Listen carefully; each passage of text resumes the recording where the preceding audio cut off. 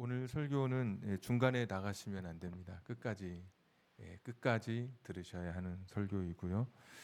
지난주 말씀에 보면 일상의 작은 부분, 길을 가다가 잃어버린 것을 보면 찾아주라고 말씀하셨고, 하나님께서 산에 가서 새 둥지를 보아서 둥지를 보았을 때 어미는 살려주라고 하셨던 하나님의 말씀, 밭을 갈 때, 씨를 뿌릴 때, 옷을 해 입을 때, 다양하게 하나님은 삶의 영역에서 하나님의 사람으로 세상과 다르게 살기를 기대하셨습니다. 이런 하나님의 말씀은 오늘 계속해서 22장 이어지니까 더 은밀하고 더 깊숙한 가정, 남과 여자의 성적 생활, 이 결혼 생활에까지 하나님의 말씀은 우리에게 전해져 오고 있습니다. 세상에서도 이런 성에 대한 이야기가 공개적으로 언급된 지 사실 그렇게 오래되지 않았고, 교회에서도 강단에서 오늘 우리가 성경 말씀을 읽을 때 거북한 단어, 또 피하고 싶은 말씀들을 강단에서 이렇게 많은 우리 대중 앞에서 함께 나누는 것이 그렇게 썩 좋은 본문은 아닐 수 있으나, 분명한 것은 그 어떤 것도 성경 안에 있는 것 중에 하나님 말씀이 아닌 것이 없이 우리를 향한 하나님의 말씀, 그리고 우리가 신명기를 읽어가는 동안 그 안에 나오는 말씀이기에 피하지 않고 여러분과 함께 말씀을 나누게 됐습니다.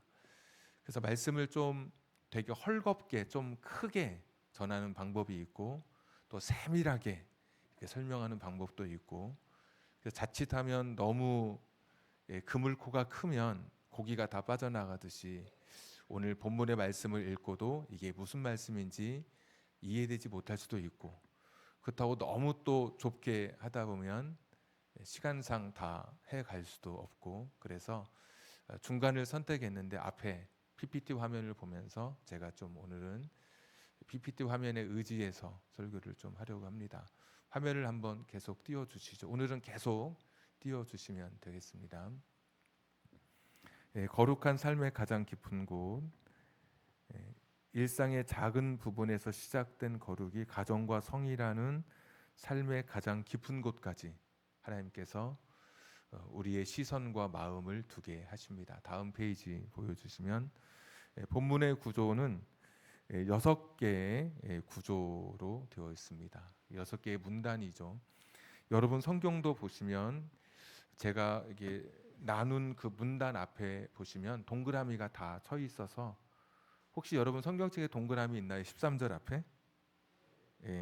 뭐 22절 앞에도 동그라미가 있고, 동그라미가 있다고 하는 것은 좀 문단이 나뉜다, 앞에 것과 뒤에 것이 좀 다르다라는 그런 표식입니다. 원래 원문에는 없었고, 후대에 성경을 출판하면서 이왕이면 성경을 읽는 사람들이 좀 더 잘 이해할 수 있도록 소제목 같은 것도 붙어 있죠. 오늘 13절 위에는 순결에 관한 법, 이런 제목도 붙여서 이런 소제목이나 동그라미를 통해서 좀 내용을 잘 이해할 수 있도록 그렇게 성경을 그렇게 기록되어 있습니다. 첫 번째는 이제 신부의 순결에 관한 논쟁 사건. 주보에도 있는데 주보의 내용과 앞에 이 구조는 조금 내용을 좀 이름만 좀 바꾸게 됐는데, 좀 설명을 드리자면, 여러분이 이제 다 읽긴 읽었지만 간단하게 설명을 드리자면, 처음 결혼하고 첫날 밤을 맞이합니다. 14절에. 그래서 내가 이 여자를 맞이하였더니, 그런데 13절 14절에 보면 처음에는 한눈에 반해서 결혼했는데 결혼하고 두 눈을 다 뜨고 보니까 마음에 들지 않는 거예요. 그래서 14절에 미워하여, 그를 미워하여, 남자가 여자를 미워해서 비방거리를 만들고 누명을 씌운다는 거죠. 내가 이 여자를 만나서 딱 첫날 밤을 치르고 봤더니 이 여자는 순결을 지키지 않았던 그런 여자였다. 그러면 이제 어떻게 될 것인가, 이런 상황 속에서 하나님이 다양한 상황을 말씀해 주십니다. 되게 다양하지 않습니까? 약혼한 여성의 간통 사건, 약혼한 여성의 성폭행 사건, 약혼하지 않은 여성의 이런 식으로 그러니까 다양한 삶 속에서 하나님이 어떻게 말씀해 주시는지. 그래서 처음 결혼했을 때 남자가 신부의 순결에 관해서 그것을 고발하는 그런 사건 어떻게 처리할 것인가. 그러면 15절에 보면 처녀의 부모가 그 처녀의 처녀인 표를 얻어가지고, 이 고대에는 그랬다 그래요. 그 순결의 표시인 그뭐 옷가지나 이런 것을 보관하고 있었다 그래요. 그 부모가. 이거 보면 자식은 떠나보내면 끝이 아니라 손주도 봐야 되고 그렇죠. 결혼시키면 끝이 아니라 여기도 보니까 딸 결혼시켰는데 출가 외인이 아니라 아버지가 끝까지 딸을 책임져 주는 그런 장면이 오늘 기록되어 있죠. 그리고 이 남자가 거짓말한 게 들통이 나거든. 18절 19절에 보시면 누명을 씌웠기 때문에 원래 결혼할 때 50세겔 주었는데 대부분 100세겔 벌금을 물리고 태형 잡아 때리고, 18절에 또 19절 뒤에 보면 평생에 버릴 수 없는 아내가 됩니다. 이혼 불가. 이거는 그런 제재를 이제 주는 그런 장면이 첫 번째 구조가 있고요. 두 번째는 22절에 결혼한 남자와 남자는 결혼했다고는 써 있지 않습니다.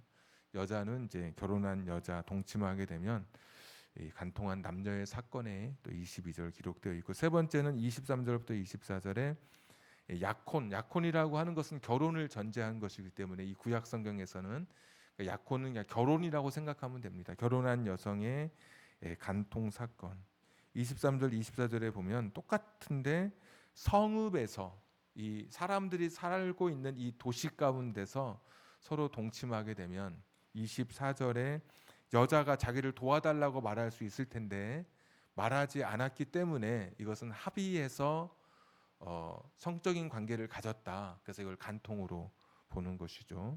근데 25절부터 27절에는 똑같은데 똑같이 약혼한 처녀인데 들에서 성범죄를 당했을 경우에는 다르게 취급합니다. 26절에 그 처녀에게는 아무것도 행하지 말 것은 처녀에게는 죽일 죄가 없다. 이 일은 사람이 일어나 그 이웃을 쳐 죽인 것과 같다. 여기 보면 들에서 성범죄를 당한 사람은 이 여자의 잘못이 아니라는 거고, 여기 보면 합의되지 않은 것은 그 이웃을 쳐 죽인 것과 같다. 그러니까 한 남자가 한 여자의 정절을 강제로 빼앗는 것은 오늘 하나님께서는 살인에 준하는 것으로 보고 있죠. 살인했다. 생명을 빼앗은 것이다. 제가 그 설교 준비하면서 찾아보니까 우리나라 일반적으로 살인죄는 10년, 이 성범죄, 성폭행은 일반적인 성폭행은 3년이더라고요. 성경의 정신은 살인이 10년이면 똑같이 이 성범죄도 10년입니다. 여기 보면 26절에 이 일은 사람이 일어나 그 이웃을 쳐 죽인 것과 같다라고 말씀하죠. 그 여인의 아픔, 그 여인의 슬픔을 오늘 하나님께서 보고 계시죠. 그래서 27절에 남자가 처녀를 들에서 만난 까닭에 그 약혼한 처녀가 소리 질러도 구원할 자가 없었기 때문에 하나님께서 그 상황을 보시고 다르게 취급하죠. 결혼한 사람이라도 성 안에서 그런 일이 일어났는지, 성 밖에 들판에서 일어났는지 하나님께서 아주 상세하게 이 말씀을 가르쳐 주고 계십니다. 28절 29절에는 약혼하지 않은 여성, 아직 결혼하지 않은 여성의 이런 성범죄, 성폭행 사건인데, 28절 29절에 보시면 그 동침한 남자가 그 처녀의 아버지에게 은 50세겔을 주고 그 처녀를 아내로 삼고 그 처녀를 욕보였은즉 평생에 그를 버리지 못하리라. 50세겔 줘야 되고 또 아내로 삼는데 절대로 이혼 불가한 그러한 약간의 처벌, 제재를 가하게 되죠. 요즘 같으면 이해가 잘 안 되죠. 이렇게 남자가 여자를 성범죄했을 때 그 집에 시집 보낸다.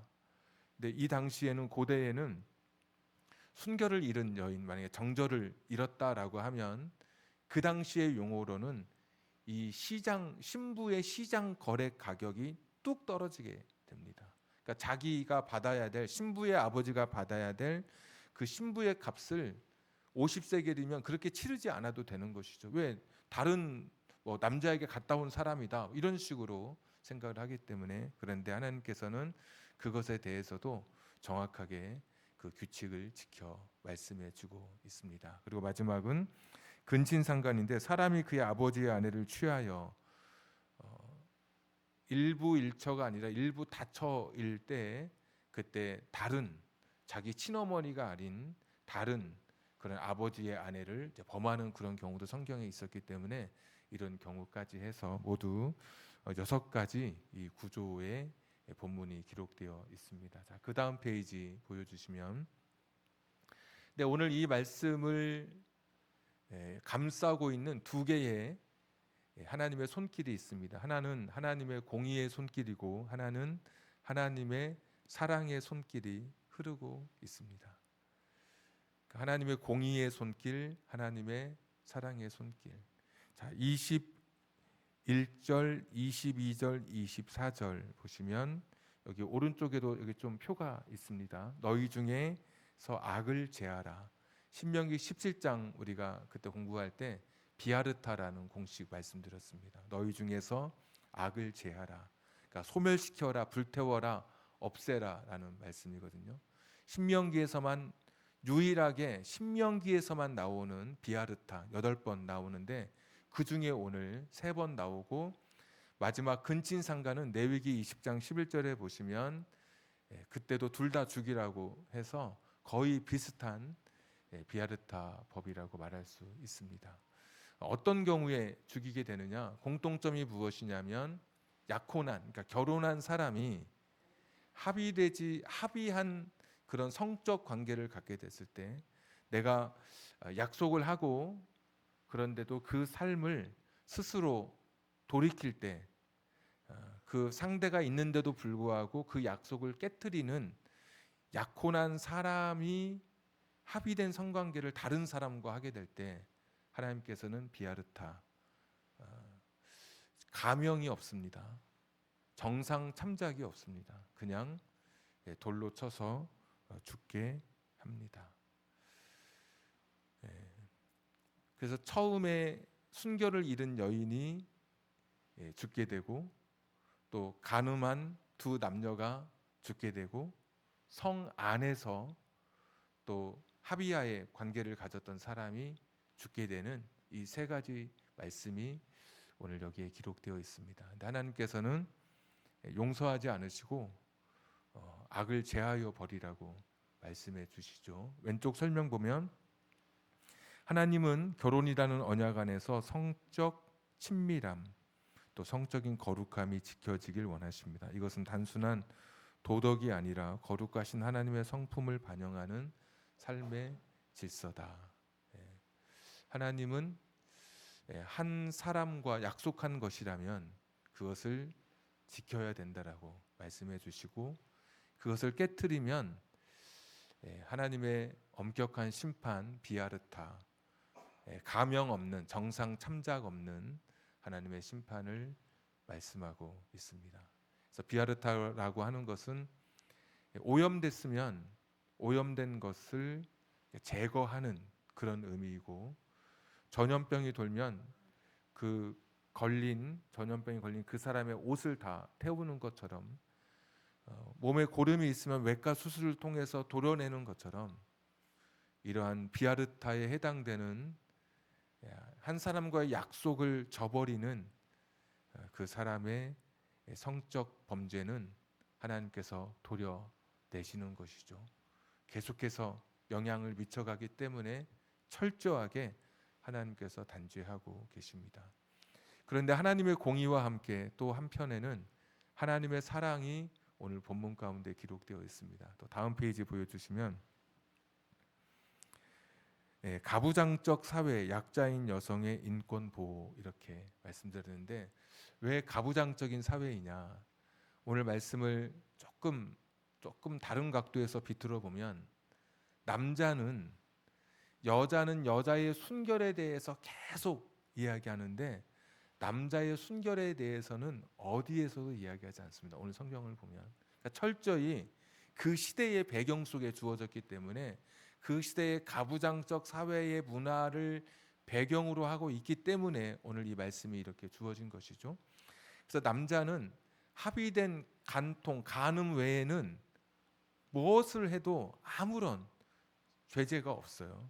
다만 여인은 모든 것이 남자의 판단하에 그가 처벌을 받거나 그가 손해를 보는 그런 입장에 처하게 돼요. 그러니까 그 시대가 얼마나 이런 가부장적, 남자가 그 집안의 절대적 권력을 가지고 있었는지, 제가 할아버지 집에 옛날에 가보면, 어렸을 때 가보면 남자들 먹는 상이 따로 있고 여자들 먹는 상이 따로 있어요.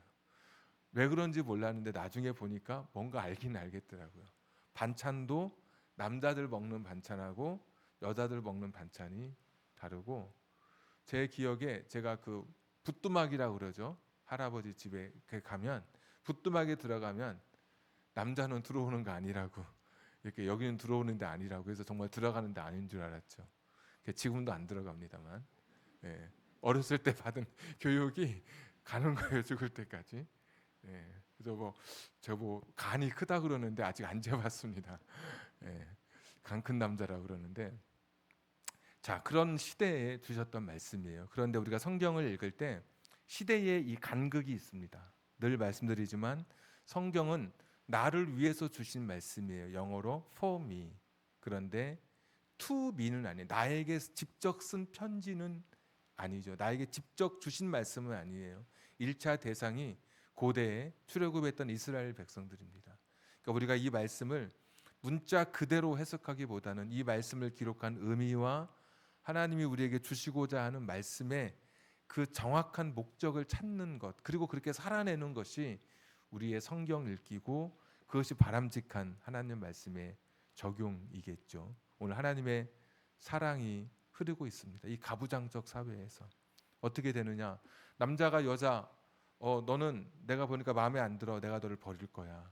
그러면 다른 그 당시에 법전에 보면 이 출애굽했던 이스라엘 백성 말고 그 다른 시대는 남자 맘대로 버립니다. 칠거지약이라는 말도 여자에게만 해당되는 것이고, 실제로 이 당시에는 그 당시에 그 같은 동시대에 보면 밥을 태우면 이혼 사유가 됩니다. 밥을 태워도. 그러니까 좋은 시대에 여러분 좀 태어나신 겁니다. 밥통이 있기 때문에 밥을 태우면 이혼 사유가 됩니다. 그리고 내 마음을 좀 이렇게 우울하게 했다, 그것도 이혼 사유에 들어가서 그냥 이혼해도 죄가 되지 않는. 그런데 오늘 하나님께서는 마음에 들지 않아서 내가 이 여자를 내가 결혼하고 봤더니 이 여자는 이미 정절을 잃은 여자다, 이 여자 내가 버릴 거야. 그러면 이 남자는 신부집에 주었던 돈도 다시 찾아올 수 있고 그러거든요. 근데 하나님께서는 뭐라고 하시냐면, 그 신부 아버지가 그 증거를 가지고 있다가 내놓으면 이 사람은 매를 받고, 그 남자, 모함했던 남자 50세겔이 아니라 100세겔 2배로 오히려 신부집에 줘야 되고, 평생 다시는 이런 일을 못하도록, 이혼하지 못하게 딱 이렇게 막는, 하나님이 철저하게 가부장적 사회, 이 굉장히 중요한 가부장적 사회에 하나님께서 이 여인을 돌보십니다. 그뿐만 아니라 결혼하지 않은 그 여인, 혼전 관계라 그랬죠. 그 책임을 남성에게, 네가 한 여인의 그런 정절을 빼앗았으면 너는 이 여인을 너의 쾌락의 대상이나 욕구의 그런 욕망의 대상이 아니라 너는 이 여인을 책임져야 한다. 절대로 그냥 그렇게 한 번의 일회성 그런 관계가 아니라 네가 이 여자를 범하는 순간 너는 평생, 여기 보면 이혼하지 못하게 했어요. 이런 경우는 이혼하지 못해요. 그러니까 그러면 남자가 신중할 수밖에 없죠. 이 당시의 법이라면 내가 이 여자를 나의 것으로 만드는 순간, 내가 성적인 범죄를 저지르는 순간, 결혼하지 않은 여성에 한해서 그렇지만 내가 이 여자를 끝까지 책임져야 하기 때문에 엄청난 거룩한 책임감을 하나님께서 부여해 주십니다. 우리는 안 그렇잖아요. 지금도 그 당시에 다른 문화권도 그랬고, 근데 성경은 철저하게 약자를 보호해 주시죠. 그리고 성 안에서와 성 밖에 들판에서의 그러한 여자의 그런 성적 범죄에 대해서도 하나님께서는 구분해 주고 계십니다. 그래서 밑에 보시면 억울한 피해자를 보호하신다고 했는데 들판에서 성폭력 피해자에게 죄를 묻지 않으시는 하나님. 그래서 27절에 남자가 처녀를 들에서 만난 까닭에 그 약혼한 처녀가 소리질러도 구원할 자가 없었다.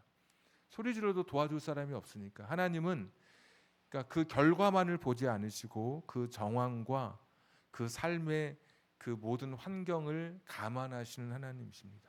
그러니까 우리 인간은 결과로 딱 보고 끝내요. 누가 뭐 했다더라 딱 결과. 그래서 사람은 외모를 보는데 하나님은 그 중심을 보시는 거예요. 똑같은 결과라도 하나님은 거기에 이르는 중심을 보시고 그 마음을 헤아려 주셔요. 들판에서 소리 지를 때 아무도 내 억울함을 모른다고 생각했을 텐데 이 여인은 하나님은 아예 법으로 규정해 놓고 계셔요. 그래서 오늘 이 신명기 22장의 이 순결에 관한 법이라는 이 말씀은 하나님의 엄격한 공의와 하나님의 사랑이 흐르고 있는 이 두 개의 하나님의 손길이 이것을 감싸고 있는데 우리가 율법이라고 하는 것은 뭐뭐 해라 뭐뭐 하지 말라라고 하는 것은 우리에게 명령이고 우리를 되게 옥죄게 하는 것처럼 생각하기 쉽지만 성경의 율법은 다 우리를 보호하는 것입니다. 제가 말씀드렸지만 저 어렸을 때 신호등 잘 보고 가라. 벽을 너무 오래 보고 가지 마라. 저희 어머니가. 왜냐하면 벽에 벽 보고 갔다 그랬잖아요. 벽 보고 한참 있다 가는 거예요. 저 같은 애들이 몇 명 돼요. 같이 막 벽 보고 저 영화 포스터 보고 다 글자 하나씩 읽고 가고 그러면 학교 되게 오래 가니까 제 시간에 못 가고 그러니까 올 때 이제 집에서 올 때 집으로 올 때는 그때는 한없이 보고 오죠. 뭐 그런 것들 뭐 차 조심해라 이런 이야기 많이 하죠. 그 뒤에 월명공원이라고 산이 있었는데 거기서 이제 놀다가 한참 놀다 보면은 가방도 놓고 올 때도 있고 뭐 막 놀다가 오면 그러니까 그런 거 다 말씀해 주셔요. 뭐 하지 마라, 뭐 하지 마라, 뭐 선생님 말씀 잘 들어라, 친구랑 싸우지 마라, 뭐 해라. 근데 지나고 보면 그것이 다 우리를 위한 것이죠. 이 율법이 다 그런 것입니다. 모든 성경의 말씀은 너는 나 외에 다른 신을 내게 두지 말라. 여기서 다른 신을 내게 두지 말라 할 때 우리가 분이엘의 아침할 때 분이라고 하는 게 얼굴이라는 것인데 그 분이라는 단어가 있습니다. 너와 내 앞에 너와 너의 얼굴과 내 얼굴 앞에 다른 것을 두지 마라. 그렇게 말씀해 주시죠. 그러니까 하나님은 우리를 사랑하시고 다른 것이 우리 가운데 끼어드는 것을 하나님이 원하지 않으셨습니다. 또 우상을 숭배하지 말라고 할 때 단순히 우상이 좋은 것이면 숭배하라고 하셨겠죠. 우상을 좋다, 자신의 삶을 방탕하고 마침내 허무한 것으로 인생이 끝날 것이기에 참 하나님을 붙들라고 말씀해 주시는 것이죠. 오직 내 부모를 공경하라. 힘이 있을 때 부모를 공경하지 않은 자녀가 어디 있습니까? 그런데 힘이 없어지면 부모를 공경하지 않거든요. 그러니까 하나님께서는 힘없는 나를 위해서 하나님이 율법을 주신 거예요. 간음하지 말라. 야, 하나님이 나한테 이런 명령을 왜 주셨을까? 내 사랑하는 아내, 내 사랑하는 남편을 지키시기 위해서 주신 말씀이죠. 살인하지 말라. 여러분 누가 살인합니까? 강한 사람이 약한 사람을 죽이는 법이죠. 거꾸로는 없습니다. 약한 나, 대부분의 사람들이 대부분 약하거든요. 약한 나를 하나님께서 보호해 주시려고 주신 다 이 계명인 거예요. 도적질하지 말라. 내가 열심히 일해서 땀 흘려서 모아놓은 것을 도둑질 당하면 여러분 얼마나 속상합니까? 그래서 하나님이 나를 위해서 주신 말씀인 거예요. 오늘도 비하렸다 하나님의 공의 또 여기에 흐르는 하나님의 사랑 이 모든 것도 다 우리 가정을 지키시기 위해서 내 가정을 지키고 내 딸의 가정을 지키고 내 아내를 지키고 우리 남편을 지키고 하나님이 맺어주신 그 가정의 거룩한 이런 삶이 그런 약속이 이루어지도록 하나님께서 법으로 만들어 주신 것이죠. 그래서 이 기준은 신약 시대에 와서도 변함이 없습니다. 다음 페이지 보여주시면 거룩한 성전이라고 이름 붙였는데 음욕을 버리고 몸을 성전 삼아 결혼을 기위 여기라. 한번 따라하겠습니다. 음욕을 버리고 몸을 성전 삼아 결혼을 귀히 여기라. 다음 페이지 보여주시면 마태복음 5장 27절 28절 다 같이 시작. 또 간음하지 말라 하였다는 것을 너희가 들었으나 나는 너희에게 이르노니 여자를 보고 음욕을 품는 자마다 마음에 이미 간음하였느니라. 아멘. 예수님은 한 걸음 더 나아가서 신명기 22장에 몸으로 행한 것만 죄라고 말씀하지 아니하시고 눈으로 그런 음욕을 품는 것만으로도, 눈으로 보는 것만으로도 이미 간음했다라고 말씀해 주고 계시죠. 그러니까 하나님은 철저하게 하나님의 형상으로 지은 인격적 존재로 사람을 보지 않고 나의 욕망을 채우는 대상으로 보는 것조차도 하나님께서는 간음이라고, 예수님께서는 간음이라고 규정하시면서 신명기 22장의 그 비아르타의 그 기준을 낮추지 않으십니다. 그 다음 구절 시작. 음행을 피하라. 사람이 범하는 죄마다 몸 밖에 있거니와 음행하는 자는 자기 몸의 죄를 범하는 것이니라. 너희 몸은 너희가 하나님께로부터 받은 바 너희 가운데 계신 성령의 전인 줄을 알지 못하느냐. 너희는 너희의 것이 아니라 값으로 산 것이 되었으니 그런즉 너희 몸으로 하나님께 영광을 돌리라. 이제는 우리의 몸이 하나님이 거하시는 성전이 되었기 때문에 우리의 몸으로 우리의 몸의 죄를 짓는 음행을 피하라라고 말씀해 주고 계십니다. 컵 안에 공기를 없애는 방법은 물을 부으면 공기가 사라지게 되죠. 어둠을 없애려면 빛을 비추면 어둠이 사라집니다. 내 안에 성전 되신 예수님 하나님으로 내 삶을 가득 채우면 내 안에 음욕의 죄 그리고 세상에 나를 가득 채우고 있었던 이 죄가 자연적으로 사라지게 되겠죠. 예수님을 사랑하면 사랑할수록 나는 더 거룩한 하나님의 성전이 되어가고 나를 시험하는 세상의 죄로부터 내가 더 자유하게 되는 것입니다. 예수님을 사랑하는 그 사랑이 나를 변화시키는 것입니다. 내가 어떻게 하면 내가 이 음욕을 피하고 간음의 죄를 벗어날 수 있을까? 비아르타의 이 죄로부터 내가 어떻게 하면 벗어날 수 있을까? 다른 노력이 아니라 컵에 물을 붓고 어둠의 빛을 비추듯이 내 안에 예수님으로 2026년에는 말씀으로 계속 내 안에 멈추고 머무르고 그 삶을 내 삶에 살아가면 내 안에 예수님으로 가득 차면 세상의 다른 것들이 내 안에 자리할 공간이 없는 것이죠. 우리가 내어주지 않는 것이죠. 다음 구절 시작. 모든 사람은 결혼을 귀히 여기고 침소를 더럽히지 않게 하라. 음행하는 자들과 간음하는 자들을 하나님이 심판하시리라. 이 신약 성경에서도 여전히 이 비아르타의 이 기준, 오늘 신명기 22장에 우리가 살펴봤던 이 기준은 낮추어 주지 않으십니다. 다음 페이지 한번 보여주시죠. 두 번째 이야기를 좀 하고 싶은데 은혜의 길이라고 되어 있죠. 우리가 잘 아는 요셉과 마리아의 이야기입니다. 우리 한번 본문 한번 보여주실까요? 그 다음 페이지 한번 같이 읽겠습니다. 시작.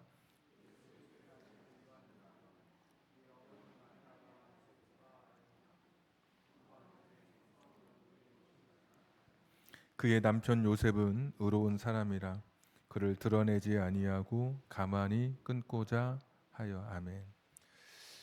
마리아는 비아르타의 대상이었습니다. 약혼한 상태였거든요. 이미 약혼했는데 동거하기 전에 아이를 가졌습니다. 요셉이 이때는 알 리가 없겠죠. 그러면 요셉은 신명기 22장의 율법을 따라서 마리아를 사람들 앞에 고발하고 그리고 마리아는 비아르타의 처벌대로 돌에 맞아 죽게 되겠죠. 그런데 요셉은 드러내지 않고 가만히 없던 일로 하려고 그렇게 했었다는 것입니다. 사실은 율법을 반하는 것이죠. 율법을 지키지 않는 것이죠. 근데 오늘 성경은 그런 요셉을 가리켜서 의로운 사람이다. 하나님이 보실 때 바른 일을 행했다. 이렇게 평가하고 있는 것이죠. 그러고 보면 어쩌면 우리가 살아왔던 지난날의 과거의 삶, 내가 오늘 신명기 22장의 말씀 앞에 내 나라고 하는 존재가 자유롭지 않을 수 있겠죠. 해당될 수도 있겠죠. 어딘가에. 그런 나는 그러면 하나님의 영원한 정죄의 대상이고 기준을 낮춰주지 않았으니까 신약 성경에서도 그러면 여전히 나는 하나님 앞에 다시 일어설 수 없는 사람인가? 나는 그 죄의 문제를 나는 내 가슴에 품고 하나님 앞에 가야 되는 것인가? 근데 오늘 이 말씀 보니까 그 많은 죄에도 불구하고 그 죄를 그냥 덮어 주었는데 그 죄를 모른 채 했는데 성경 말씀이 요셉을 가리켜서 의롭다고 하는 것을 보면 그것이 바르다고 하는 것을 보면 어쩌면 이미 실패한 저와 여러분의 인생 어쩌면 신명기 22장에서 자유로울 수 없는 인생임에도 불구하고 어쩌면 우리에게 가능성이 있지 않을까요? 또 다른 가능성이 요셉은 문자를 따르지 않고 문자 안에 담겨진 하나님의 마음을 읽었던 사람입니다. 하나님의 공의와 하나님의 사랑이 있었는데 요셉은 하나님의 사랑, 하나님의 국류를 마음속에서 읽고 율법을 통해서 읽고 마리아를 그냥 놓아주려고 했었던 사람이었거든요. 다음 페이지 보여주시면 요한복음 8장 11절 말씀으로 오늘 우리를 초청하고 있습니다. 또 다음 페이지 한 번 더. 예수께서 이르시되 나도 너를 정죄하지 아니하노니 가서 다시는 죄를 범하지 말라 하시니라. 너무 잘 아는 가늠하다 붙잡혀온 여인입니다. 아마 성 안에서 가늠하다 잡혀왔겠죠. 오늘 우리가 말씀을 보면 전문 용어로 남자는 어디 도망갔고 여자만 끌려왔습니다. 돌을 들고 다 서 있었습니다. 왜? 오늘 신명기 22장의 말씀이기 때문에. 예수님께서 이 여인을 보내주십니다. 그러면서 가서 다시는 죄를 범하지 말라. 나도 너를 정죄하지 않는다. 신명기 22장을 뛰어넘는 신명기 22장 안에 담겨 있었던 하나님의 사랑이 요셉을 통해서 뭔가 이렇게 희미하게 뭔가 그러면 나 같은 추악한 죄인에게도 이런 가능성이 있을까 싶었는데 하나님의 본체이신 예수님이 이 땅에 오셔서 하나님의 마음을 보여주시는데 나도 너를 정죄하지 않고 다시는 이와 같은 죄를 범하지 말라라고 말씀해 주시죠. 기준을 낮추지는 않으셨는데 그 기준은 그대로인데 그 기준을 넘는 은혜를 예수님께서 우리에게 말씀해 주시고 보여 주십니다. 구약의 율법은 예수님 안에서 다 완성됐습니다. 수많은 제사는 예수님의 단번에 영원한 제사로 십자가 제사로 완성되었고 로마서 8장 1절의 말씀처럼 더 이상 정죄가 없는 것은 그리스도 예수 안에 있는 자에게는 결코 정죄함이 없습니다. 율법은 정죄했는데 예수님 안에 있으면 정죄함이 더 이상 나를 정죄하는 것이 없어졌습니다. 죄의 삭은 사망인데 나 대신에 예수님께서 십자가에서 내가 당할 수치를 대신 짊어지시고 내가 죽어야 할 그 비아르타의 그 자리에서 예수님이 다 죽어 주신 것이죠. 그래서 이 기준은 변하지 않는데 이 기준을 뛰어넘는 은혜를 예수님께서 오늘 우리에게 허락해 주신 것입니다. 은혜는 죄를 덮어줍니다. 그러니까 죄를 가볍게 하는 것이 아니라 은혜는 죄를 가볍게 하는 게 아니라 죄를 덮어주시고 죄를 용서해 주시는 것입니다. 우리가 지금 그런 사람들입니다. 사탄은 계속해서 이야기하죠. 너는 실패한 사람이야. 너의 과거, 추악한 과거를 보라고 자꾸 상기시키고 떠올리게 합니다. 근데 예수님은 우리를 오늘 현재의 거룩함으로 우리를 초청해 주고 계십니다. 지금부터 오늘 예수님 말씀에 가서 다시는 너 그렇게 살지 마라. 지금부터 그렇게 안 살면 된다라고 말씀해 주시죠. 지나간 과거 때문에 너 너무 그렇게 너 자신을 학대하거나 너 자신 실패했다고 스스로 정죄하지 말아라. 지금부터 예수님과 함께 살아가는 지금부터의 삶, 그 거룩한 삶은 다시는 이와 같은 죄를 범하지 않는, 다시는 죄를 범하지 않는 그런 삶의 결단이 오늘 우리에게 필요한 것이죠. 철저하게 신명기 22장의 기준은 절대로 낮추어지지 않았습니다. 신약 성경에도. 아까 음욕을 버리고 나의 몸을 성전 삼아 결혼 생활, 이런 성적인 거룩함에, 신명기 22장의 이 성적 거룩함의 삶을 결단하라고 말씀해 주시는 이 기준은 변하지 않았지만 이미 지나온 과거를 덮는 크신 은혜가 우리 삶을 지금도, 그 크신 은혜가 우리를 감싸 안아주고 계십니다. 하나님의 공의의 그 심판의 손, 그러나 여전히 나를 향한 하나님의 사랑의 손, 그리고 나를 공의와 사랑으로 나를 대해 주시는 하나님의 그 모습 앞에 오늘 내 자신이 새롭게 결단하고 과거에 매여 있지 않고 현재 거룩한 삶으로 예수님을 나의 삶의 주인 삼아 지금부터의 삶은 변화된 삶으로, 달라진 삶으로, 새로운 거룩에 초대받은 그 삶에 합당한 삶으로 저와 여러분의 인생이 마지막 남은 인생 채워져 가기를 주님의 이름으로 축복합니다. 우리 같이 찬송하고 기도하겠습니다. 찬송가 342장입니다.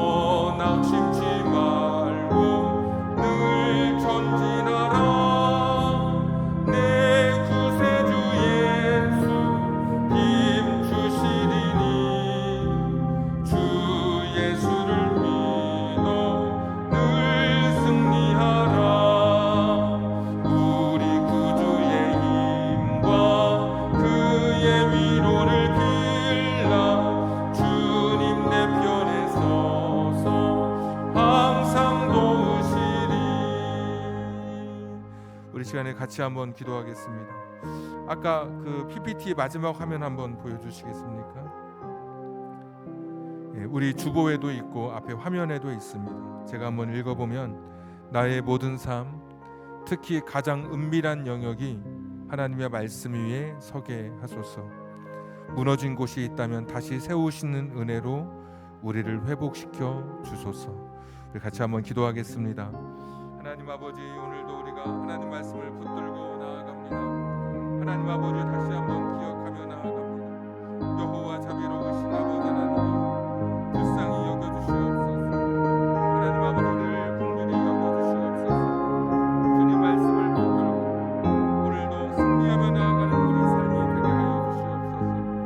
나를 향한 하나님의 뜻을 깨닫게 하여 주시옵소서.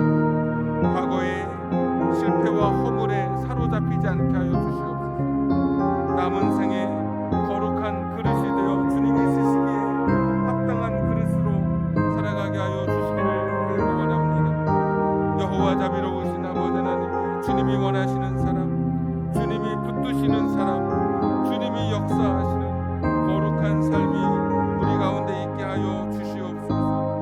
하나님 아버지, 과거의 죄책감이 아니라 오늘의 거룩함에 초점을 두고 살아가는 우리들의 삶이 되게 하여 주시옵소서. 나의 모든 삶, 특히 가장 은밀한 영역이 하나님의 말씀 위에 설 수 있도록 도와주시기를 빌고 원합니다. 주님 긍휼히 여겨주시옵소서. 주님 불쌍히 여겨주시기를 빌고 원합니다. 하나님 담담하게 일어설 수 있도록 도와주시옵소서. 주의 말씀을 들고 살아갈 때 그 말씀이 내 삶의 능력이 되게 하시고 내 삶의 힘이 되게 하여 주시옵소서. 주님 도우시고 빌고 원합니다. 우리 1절만 한 번 더 찬양하겠습니다. 너 시험을 당해, 너 시험을 당해 죄 짓지 말고, 너 용기를 다해 곧 물리치라.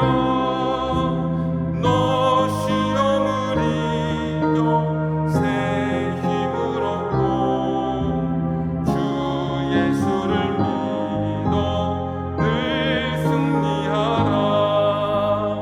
우리 구주의 힘과 그의 위로를 빌라.